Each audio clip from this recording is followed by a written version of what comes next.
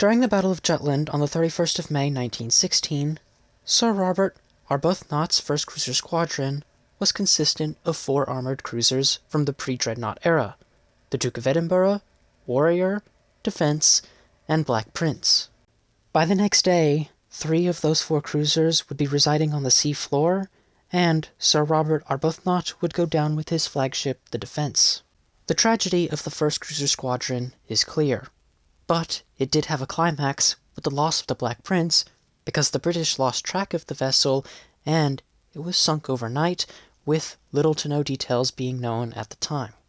After the battle, the British were only able to obtain one account that they linked to the Black Prince, and this was from Lieutenant Bush aboard the destroyer HMS Spitfire, which had also become detached from the Grand Fleet during the night action. Spitfire had been disabled by a collision with the battleship Nassau at approximately 23:11 on the 31st of May 1916, and approximately an hour later, the Black Prince was estimated to have been sunk.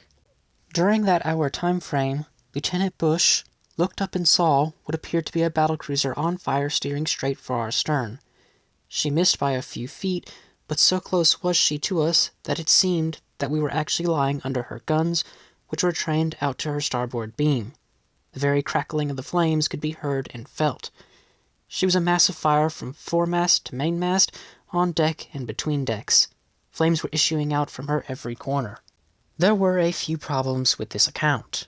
Firstly, Black Prince did not look like a British battlecruiser, but at the time this was explained by suggesting that the 2 central funnels had collapsed during the gunfire and subsequent burning of the ship, resulting in the distinctive separation of the funnels that the majority of Britain's battlecruisers had at the time, with the only in-service exclusion being the Tiger.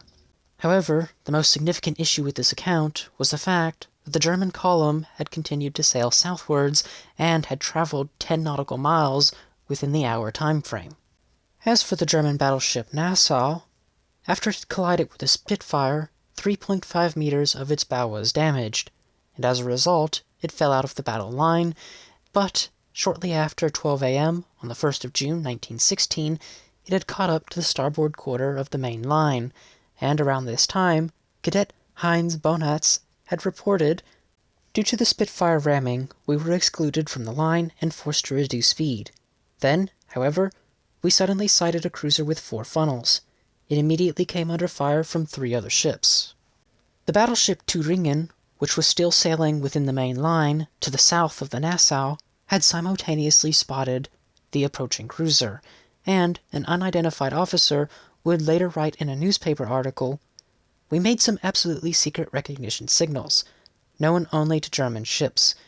The enemy, for which she must have been, returned no answer.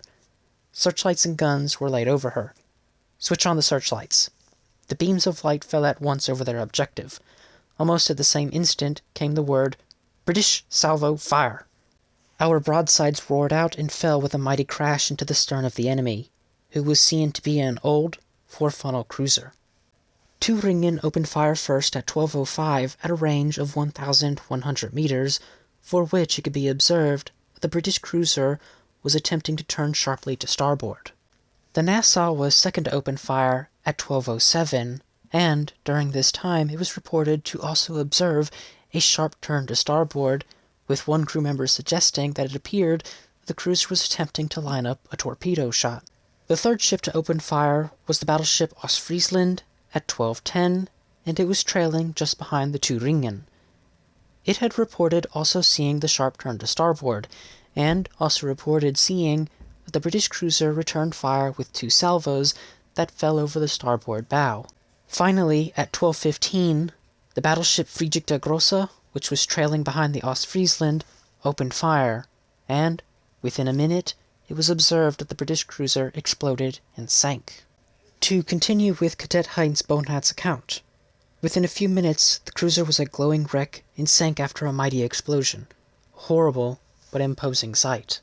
To continue with the officer's account in the newspaper, an immense column of fire blazed up, and a devastating fire was now opened up in the hull of the enemy ship, raking her from stem to stern. Before the enemy could come to her senses, we were only 700 or 800 meters away from her. She failed to put up any effective defense, so quickly was she overwhelmed. Another lofty flame blazed up, and then the vessel sank, almost in silence. It became clear that the Thüringen was the primary killer in this case, as it had discharged a total of 10 30.5 centimeter shells, 27 15 centimeter shells, and 24 8.8 centimeter shells. The Nassau and Ostfriesland only managed to use their 15 centimeter guns, and the Friedrich der Grosse managed to fire a salvo of 30.5 centimeter shells and some of its 15 centimeter shells, though, due to joining the action so late, it scored minimal hits.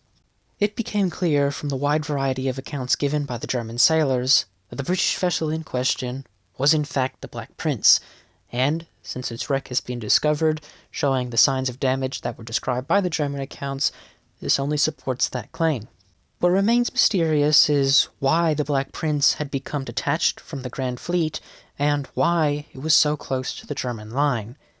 There have been many proposals placed forward, but since all 857 of the crew were killed when the ship sank, we'll never know the answer for certain. One fascinating detail that we are able to provide an answer for has to do with the final sharp turn to starboard that Black Prince was observed to have made by various German accounts, and that is because on the wreckage, the port torpedo tube has been found open. It appears that the claim from one of the German accounts that the Black Prince was making a turn to drop a torpedo attack was indeed true, as there's only one way this torpedo tube could be found open in the manner it was, and that's if it was done by the crew. It's probable that Black Prince's crew recognized very quickly that due to the lethal ranges the engagement was taking place in, they knew the ship was not going to be escaping the German line, and so they were going to attempt to cause as much damage as possible in the time they were given.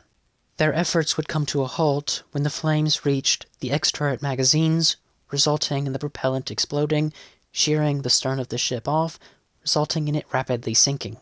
Based on the accounts given, it appears that Black Prince did not survive past 12:16 a.m. on the 1st of June, 1916. While we have a greater understanding into the loss of the Black Prince today, there are many details that will simply never be known, because the only accounts that could answer those questions are residing on the seafloor with the ship.